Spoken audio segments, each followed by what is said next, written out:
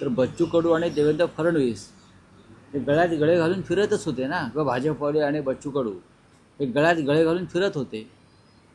पण आता बच्चू कडू किंवा त्यांच्याबरोबरचे त्यांचे सहकारी जे आंदोलनात सहभागी झाले किंवा हजारोच्या संख्येने लोक त्यांच्याबरोबर चालत आहेत, हे अर्बन नक्षलाईट झाले. मागण्या काय आहेत? 7/12 कोरा करा. ही मूळ मागणी कोणाची आहे? ही मूळ मागणी उद्धव ठाकरे साहेबांची आहे. 7/12 कोरा करा, नाहीतर चालते व्हा, ही मागणी उद्धव ठाकरे यांची आहे, शिवसेना पक्षप्रमुख. आणि त्या मागणीने जर परत जोर धरला असेल तर आंदोलकांना अर्बन नक्षलवादी ठरवणं हे कितपत योग्य आहे?